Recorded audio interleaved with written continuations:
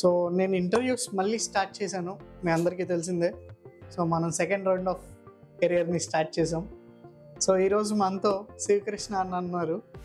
అన్న ఆల్రెడీ పొలిటికల్గా కానీ లేకపోతే బిజినెస్ పరంగా కానీ అలాగే చాలా వరకు మంచి పనుల్లో ఎక్కడైనా ఉన్నారు అంటే అన్న పేరు మనం తీసుకోవచ్చు.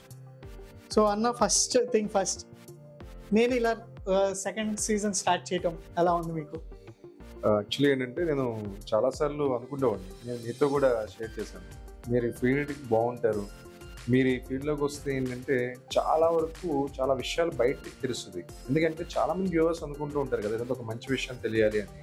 రాజు వచ్చాడు అంటే ఖచ్చితంగా ఒక మంచి విషయం వస్తుంది ఒక ఆలోచన చాలాసార్లు చేసాం. బట్ ఎందుకో మీరు మధ్యలో ట్రైన్ పట్టాలు చేంజ్ అయ్యిందంటే అట్లా చేంజ్ అయ్యారు. But is too good. ఈరోజు చాలా హ్యాపీగా ఉంది ఫెస్టివల్.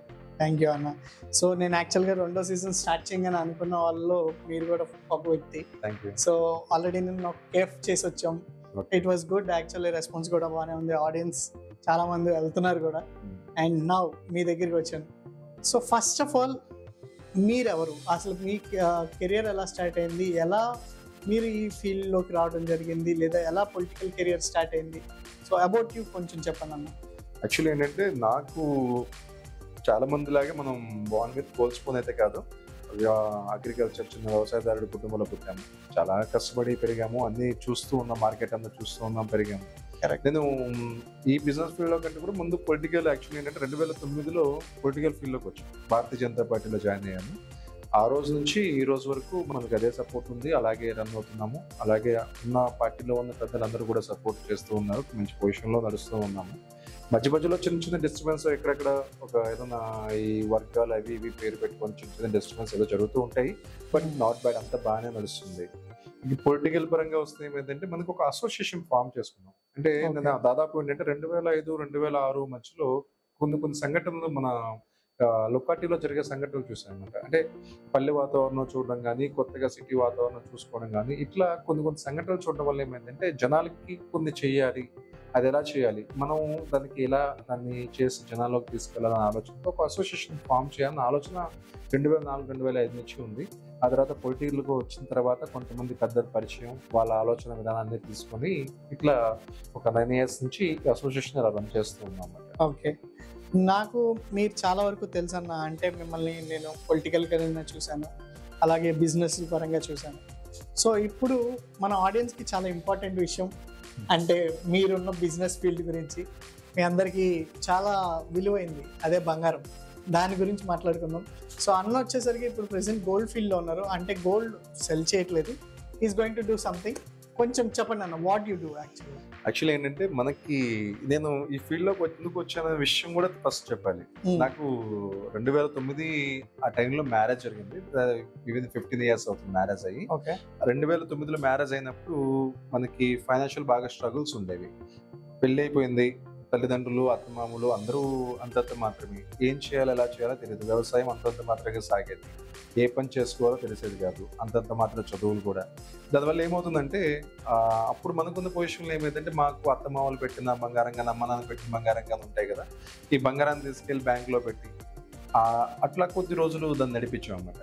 ఆ తర్వాత పెట్టిన బంగారాన్ని బయట తీసే స్థితి కూడా ఎప్పుడు నాకు కనిపించలా. తెద్దాం అని ఎవ్రీ ఇయర్ వడ్డీ కట్టేవాళ్ళు. ప్రతి సంవత్సరం 6 నెలలకు ఒకసారి, సంవత్సరానికి ఒకసారి వడ్డీ కట్టడం రెన్యువల్ చేశాడు.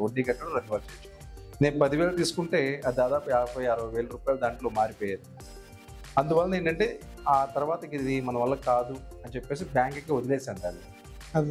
అంత ఇబ్బంది పడ్డాను. ఆ టైంలో అనిపించింది అనమాట, ఇట్లా వదిలేసి వెళ్ళిపోతుంది, దీన్ని ఏదైనా చేయాలి. అట్లా వదిలేసే వాళ్ళు కూడా కొంతమంది ఉంటారు, వాళ్ళకి మనం ఏదైనా చేయాలన్న ఆలోచనతోనే ఈ గోల్డ్ ఆక్షన్ అనేది ఏర్పాటు చేశాను. ఓకే, సో ఇది ఒక రకంగా స్ట్రగుల్ నుంచి, ఒక బాధలో నుంచి పుట్టిన బిజినెస్, అర్థమవుతుందన్న. అంటే ఇప్పుడు మీరు యాక్చువల్గా వాట్ డూ యూ డూ, అంటే మీ బిజినెస్ ఓరియంటేషన్ ఎలా ఉంటుంది? యాక్చువల్లీ ఏంటంటే మనకి చెప్పే కదా, ఎక్కడైతే అవసరం ఉండి స్ట్రగుల్లో ఉంటుంటారో అటువంటి వ్యక్తికి ఏదో రూపాన్ని మనం చేయాలని. ఇటువంటి అంటే మాది gold point, actually Durga gold point అని చెప్పేసి ఒక సంస్థను ఏర్పాటు చేసాం. ఈ సంస్థ ఏం చేస్తుంది అంటే ఎక్కడైనా సరే ఆక్షన్స్ లో ఉన్న గోల్డ్ కట్టుకోలేక వదిలేసే వాళ్ళు, ఇబ్బంది పడుతున్న వాళ్ళకి మనం రిలీజ్ చేసి మాక్సిమం ఆఫ్ అమౌంట్ ఇవాళ మార్కెట్ అమౌంట్ వాళ్ళకి అందేలా చేయడం కోసమే ప్రత్యేకంగా ఏర్పాటు చేశాం అనమాట. నెంబర్ ఆఫ్ కంపెనీస్ ఉంటాయి మార్కెట్లో, చాలా కంపెనీస్ ఉంటాయి. అయితే ఏంటంటే ముందు ఒకలాగా అక్కడికి వెళ్ళినాక ఇంకోలాగా మారుతూ ఉంటాయి కాబట్టి మాక్సిమం కస్టమర్కి రీచ్ అయ్యి వాళ్ళకి యొక్క అవసరానికి అనుగుణంగా ఏదో ఒకటి చేయాలన్న తపంతో చేసే కంపెనీ మా గోల్డ్ పాయింట్ కంపెనీ. అర్థమైందన్న. నేను ఆల్మోస్ట్ మీ కస్టమర్స్తో కూడా మాట్లాడటం జరిగింది. నాకు వచ్చిన ఫీడ్బ్యాక్ ఏంటంటే రెగ్యులర్లీ ఏంటంటే బయట ఉన్న కంపెనీస్తో పోలిస్తే మీరు ఎందుకు బెటర్ అని వాళ్ళు చెప్పింది ఏంటంటే మీరు ఆన్ స్పాట్ ఒక డెసిషన్ని క్లియర్గా చెప్తారని, అలాగే ఫ్రాంక్గా చెప్తారని, అలాగే ఏది దాయరు అంటే ఇప్పుడు ఎంత అమౌంట్ అయితే వస్తుందో అంత అమౌంట్ వస్తుందని క్లియర్ పాయింట్ టు పాయింట్ చెప్తారనేది ఒక కామెంట్స్ అనేది విన్నాను నేను. సో దాని గురించి మీరు ఏమంటారు అన్న? యాక్చువల్లీ నేను ఇందాక ముందు చెప్పే కదా, యాక్చువల్లీ ఏమవుతుందంటే ఒక కస్టమర్ ఎవరికైనా కాల్ చేశారంటే ఇప్పుడు నెంబర్ ఆఫ్ కంపెనీస్ ఉంటాయి. నెంబర్ ఆఫ్ కంపెనీస్ కాల్ చేసినప్పుడు ఏమైందంటే వాళ్ళు ఏదో ఒక నోట్కి వచ్చి రేట్ చెప్పేస్తారు. అక్కడికి వెళ్ళిన తర్వాత ఏమైందంటే రిలీజ్ చేసిన తర్వాత కస్టమర్ పెట్టుకునే స్థితిలో ఉండడు. అప్పుడు మనం ఏదైనా చేసేయచ్చు అని ఒక ఆలోచనలో ఉంటుంది. మనం ఏం చేస్తామంటే కస్టమర్ కన్వర్సేషన్ చాలా క్లియర్గా ఉంటుంది. అతని దగ్గర ఏ వస్తువు ఉంది, ఆ వస్తువు యొక్క మార్క్ ఎలా ఉంటుంది, దాని మార్కెట్ వాల్యూ ఎలా ఉంటుంది, మాక్సిమం ఆఫ్ అమౌంట్ అంటే ఒక 500,000 ఏదో చిన్న చిన్న చేంజెస్ తప్ప మాక్సిమం ఆఫ్ అమౌంట్ ఇంత వస్తుంది, ఇంత క్లియర్గా ఉంటుంది అని చెప్పేసి అన్ని మనం క్లియర్గా చెప్పి కస్టమర్ యొక్క ఏకీభావం తీసుకున్న తర్వాత మనం ఇక్కడి నుంచి వెళ్తాము. అందువల్ల ఏంటంటే మాక్సిమం ఆఫ్ ఏ కస్టమర్కైనా మనం ఇవ్వడానికి ప్రయత్నం చేస్తున్నాం, ఇచ్చాము. అర్థమైందన్న. ఇప్పుడు మీరు కస్టమర్ దగ్గర నుంచి తీసుకుంటానన్నారు, అంత బాగుంది. బయట మీరు అన్నట్టు లోన్ ఇచ్చేదాకా ఒకలాగా బిహేవ్ చేసి వన్స్ ఇది తీసుకుని దాన్ని కట్టేటప్పుడు బిహేవియర్ మారిపోతుంది. సో దాని మీద మీ అభిప్రాయం ఏంటన్నా? యాక్చువల్గా అంటే ఇవాళ వ్యవస్థలంతా అలాగే ఉంది. మనకి చాలా చోట్ల ఏమైందంటే బ్యాంక్ లో తనఖా పెట్టేటప్పుడు మన అవసరం ఏం చేస్తుంది అంటే అక్కడ ఏం జరుగుతుందో తెలుసుకునే స్థితి ఉండదు. అప్పుడు అవసరం అలా ఉంటుంది, గబక్కన వెళ్ళిపోతాం, వాళ్ళు ఏం చెప్తే ఆ రూల్స్ అని తీసేసుకుని చేసేస్తాం. నాకు తెలిసినంత వరకు nationalised banks which is better. ఎందుకంటే maximum of rate of interest change కాకుండా 1 year వరకు ఉంటుంది. అదే లోకల్ ప్రైవేట్ ఫైనాన్సెస్ ఉంటాయి కదా, నేను చాలా చూస్తుంటాం. ఈ రోజు ఒక 1 month ఒక ఇంట్రెస్ట్ ఉంటుంది, ఆ తర్వాత ఆవ చక్రవడ్డీ, విష్ణు చక్రవడ్డీ, భూ చక్రవడ్డీ అని నానా రకాల వడ్డీ అని వేసేస్తారు. వీళ్ళకి మనం ఆప్షన్స్కి వెళ్ళినా కూడా ఎప్పుడైనా వాళ్ళకి కొనుగోలు చేయడానికి మనం వెళ్ళినా కూడా మాక్సిమం ఆఫ్ అమౌంట్ కూడా కస్టమర్కి వెళ్ళే స్థితిలో ఉండదు అన్నమాట. అట్లా అది కూడా చూసుకొని చేసుకోవడం మంచిది నా తెలిసి. సరేనా, ఇది one side of the coin. Other side ఏంటంటే దొంగ బంగారం అవ్వచ్చు, లేకపోతే ఫేక్ అయ్యి ఉండొచ్చు. వాటిని మీరు ఎలా డీల్ చేస్తున్నారు యాక్చువల్గా? అంటే మా ఫీల్డ్లో ఎక్కువ ఉంటుంది యాక్చువల్లీ ఇది. కరెక్ట్. ఎందుకంటే బంగారం అనేసరికి ఏమైందంటే ఆశ ఎక్కువ ఉంటుంది, డబ్బులు ఎక్కువ వస్తాయని ఆలోచనలో ఉండడం వల్ల ఏమైందంటే ఈ వచ్చే డబ్బులు ఎలా అయినా సాధించాలి ఈజీ ఆఫ్ మనీ కోసం అని చెప్పేసి చాలా మంది సిల్వర్కి గోల్డ్ కోటింగ్ వేసి ఫేక్ గోల్డ్ పెట్టేస్తూ ఉంటారు. లేదనుకోండి ఎక్కడో చోట ఇళ్లలో తీసుకొచ్చుకుంటారు. అంటే టక్కున అది తీసుకొచ్చేసి అమ్మేస్తే అయిపోద్ది అనుకుంటారు. మనం ఏం చేస్తామంటే పర్టికులర్ థింగ్స్ వీటిలో బాగా గమనించేది ఏంటంటే కస్టమర్ బ్యాక్గ్రౌండ్ వెరిఫై చేసుకుంటాం. అది వెరిఫై చేసిన తర్వాత కస్టమర్ జెన్యునా కాదో చూసుకుంటాం. అట్ ద సేమ్ టైం ఏం చేస్తామంటే ఒక నేషనలైజ్డ్ బ్యాంక్ లో ఒక 90 days దాటితే ఏమైందంటే ఆడిటింగ్ జరిగేది గోల్డ్కి. ఓకే, అది మంచి బంగారమా, థెఫ్ట్ కూడా ఇక్కడ పోలీస్ స్టేషన్ లో కేసు ఉందా లేదంటే ఏంటి అని చెప్పేసి ప్రతి గోల్డ్ వెరిఫై చేస్తారు. అందువల్ల ఏంటంటే అబౌవ్ 90 days ఉన్న గోల్డ్ మాత్రమే మనం పర్చేస్ చేస్తాం, బిలో 90 days జోలికి వెళ్ళాం అన్నమాట. ఎక్కడైనా ఇన్ కేసు బాగా తెలిసిన వాళ్ళు తప్ప మాక్సిమం కస్టమర్ జోలికి అసలు దాని వెళ్ళాం అనమాట. అందువలన ఈ ఫేక్ గోల్డ్ బారిన పడలేదు ఇప్పుడు వరకు. దట్స్ గుడ్ అన్న. ఎందుకంటే ఈ ఫీల్డ్ లో గోల్డ్కి వచ్చేసరికి మాక్సిమం ట్రబుల్స్ మనం అక్కడే ఫేస్ చేస్తూ ఉంటాం. అందరూ ఏం చెప్తారు అంటే ఇది ఏమంటారు, మీరు అన్నట్టు సిల్వర్ కి గోల్డ్ కోటింగ్ వేసుకురావటం, లేకపోతే కాకి బంగారాన్ని తీసుకురావటం. సో ఇలాంటివి జరుగుతుంటాయి. The way you are dealing good అన్న. సో ఇక్కడ నేను అడిగే ఇంకో క్వశ్చన్ ఏంటంటే బంగారం అనేది ఒక సామాన్యుడు కొనుక్కోవడం బెస్టే కాదు? అంటే యాక్చువల్లీ ఏంటంటే మనం కొనుక్కోవద్దని చెప్పడానికి కూడా లేదు. ఎందుకంటే వాళ్ళ ప్రతి కార్యక్రమానికి గోల్డ్ అనేది చాలా ఇంపార్టెంట్ అయిపోయింది. ఇవాళ ఏదైనా మ్యారేజ్ జరుగుతుంది, లేదంటే ఇంట్లో ఏదైనా కార్యక్రమం జరుగుతుంది, బారసాల దగ్గర నుంచి ప్రతి కార్యక్రమానికి గోల్డ్ కంపల్సరీ అయిపోయింది. మనం కొనొద్దు అని నేను చెప్పను, బట్ ఏమవుతుందంటే కొనేటప్పుడు 1-2 సార్లు వెరిఫై చేసుకోవాలి. ఆ షాప్స్ ఒక బ్యాక్గ్రౌండ్ వెరిఫై చేసుకోవాలి. వాళ్ళ ప్రతి ఒక్కరు 916 హాల్ మార్క్ అనేది కామన్ అయిపోయింది. కానీ 916 హాల్ మార్క్ అంటే ఖచ్చితంగా దాంట్లో ఎంత గోల్డ్ ఉంటుంది, అది ఎలా మనం వెరిఫై చేసుకోవాలనేది తెలుసుకోవాలి ఫస్ట్. ఇప్పుడు ఉదాహరణకి ఏంటంటే ఒక షోరూమ్కి వెళ్తాము, ఒక షోరూంలో ఒక యాడ్ చూస్తాము, దీంట్లో తరుగు తక్కువ పర్సెంటేజ్, మజూరు తక్కువ పర్సెంటేజ్ అని చెప్పేసి తీసుకుంటాం. ఏది తక్కువ ఇస్తే కంపెనీకి వర్కౌట్ అవుతుంది, ఇంత పెద్ద షోరూమ్ మెయింటైన్ జరుగుతుంది, ఇంత తక్కువ ఇస్తే ఎలా వర్కౌట్ అవుతుంది అనేది చూసుకోవాలి. ఎందుకంటే దీనికి ఒక ఉదాహరణ కూడా దగ్గర ఉంది. ఇప్పుడు మేము ఆక్షన్ గోల్డ్ తీసుకుంటాం, తీసుకున్న తర్వాత ఏమైంది 916 హాల్ మార్క్ వస్తువులు తీసుకుంటాం. ఈ 916 హాల్ మార్క్ వస్తువులు తీసుకుంటే ఖచ్చితంగా 91% గోల్డ్ ఉండాలి, లేదా 90.5% గోల్డ్ ఉండాలి. కానీ ఏమవుతుందంటే 88%, 89%. ఓకే. ఈ 1% ఏమైందంటే 1% అని చాలా మంది అనుకుంటారు. 1% అంటే 10,000 to 15,000 డిఫరెంట్ వస్తుంది అన్నమాట. మొత్తం ఒక 10 గ్రాముల మీద అట్లా చాలా డిఫరెంట్ వస్తుంది. ఓకే. అందువల్ల ఏంటంటే మనకి తెలిసిన వ్యక్తుల దగ్గర, అంటే విశ్వరామన్ సోదర్స్, గోల్డ్ స్మిత్స్ అంటారు కదా, వాళ్ళ దగ్గర చేర్చుకోవడం మంచిది. అట్లాగే షోరూమ్స్ అన్ని నేను చెడ్డే నేను అన్ను, అన్ని మంచిగా ఉంటాయి. కొన్ని ఏదో ఆశ కోసం చేస్తుంటారు, కొంచెం వెరిఫై చేసి తీసుకోవడం మంచిది. అర్థమైందన్న. ఈ మధ్య కాలంలో చాలా కంపెనీస్ కూడా విన్నాం, వాళ్ళు ఫేక్ గోల్డ్ అమ్మేసి పాపం బాధ్యతలు చూశారు. సో గోల్డ్ స్మిత్స్ అనేవాళ్ళు మనకి ఎవరైతే దొరుకుతారో వాళ్ళతో చేయించుకోవడం బెస్ట్ అని మీరు అంటారు. దట్స్ గుడ్ అన్న. అండ్ వన్ మోర్ థింగ్ వచ్చేసరికి, ఇప్పుడు ఈ గోల్డ్ని చాలా మంది వివిధ రూపాల్లో కొంటూ ఉంటారు. బిస్కెట్ రూపంలో అవ్వచ్చు, లేకపోతే ఆభరణాల రూపంలో అవ్వచ్చు. ఏది యాక్చువల్గా ఫ్యూచర్ యూస్కి పనికి వస్తుంది అంటారు? అంటే నాకు తెలిసినంత వరకు ఏమవుతుందంటే, నేను ఈ దాదాపు 9 years నుంచి గోల్డ్ ఫీల్డ్ లో చూడడం వల్ల ఏమవుతుందంటే, ఈ మనం నిల్వ పెట్టుకోవడానికి బిస్కెట్ మంచిది. ఓకే. ఎందుకంటే నీకు ఆర్నమెంట్ తయారు చేయాలంటే కాపర్, జింకు, సిల్వర్ యూస్ చేసి తీస్తారు, ఎంత వేస్టేజ్ అంతా పోతుంది. ఓకే. కొంత ఈ యొక్క గోల్డ్ బాల్స్ బెటర్. దీనికంటే కూడా నేను బెస్ట్ సజెషన్ ఏం చేస్తానంటే, గోల్డ్ బాండ్స్ తీసుకోవడం బెటర్.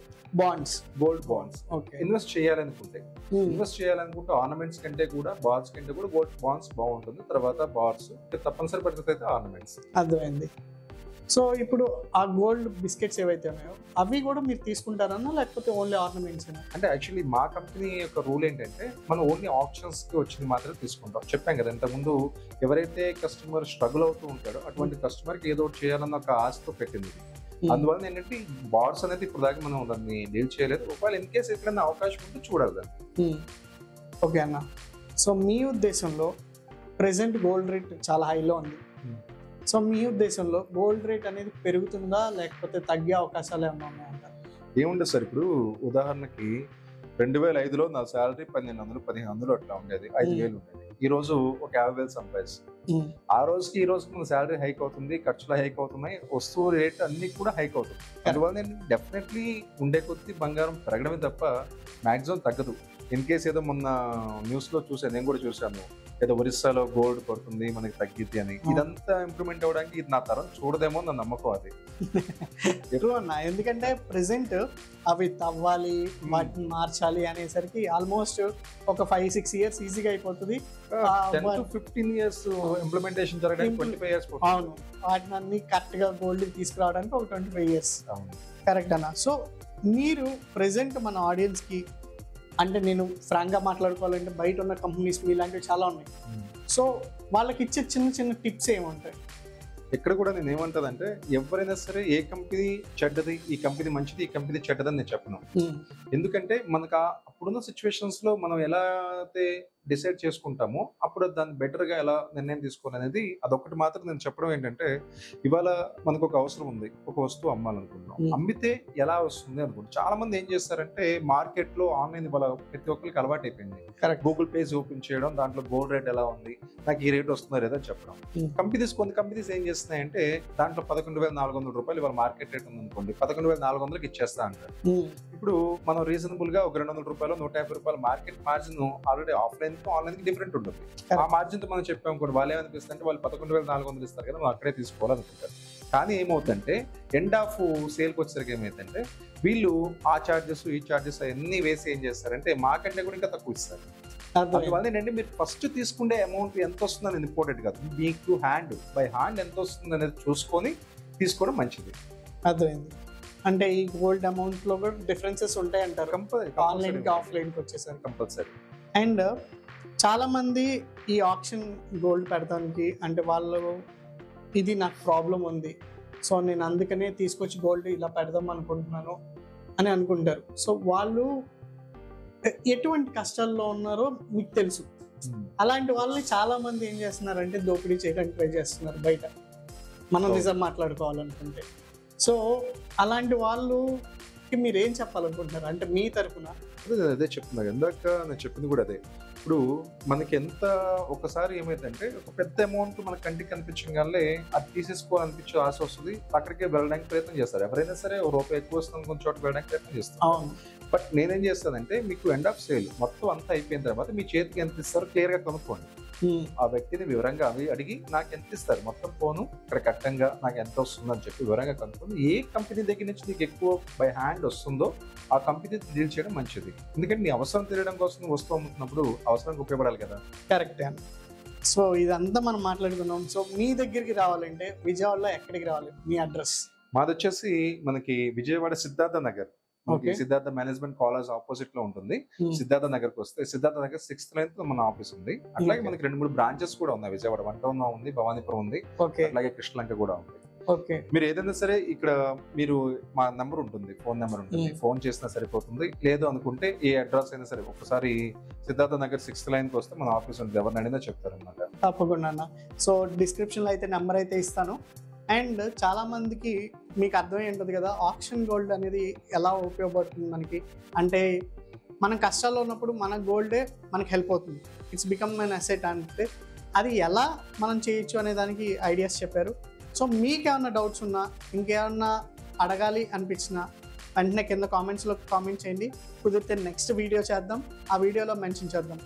అలా కాకుండా మీ అందరికీ ఒక విషయం చెప్పాలి, ఇది గోల్డ్ వరకే ఈ బిజినెస్ ఇక్కడితో అయిపోయింది అనుకోవద్దు. అన్న చాలా బిజినెసెస్ ఉన్నాయి. వాటన్నిటి గురించి మనం ఒక్కొక్క వీడియోలో ఒక్కొక్క దాని గురించి డిస్కస్ చేసుకుందాం.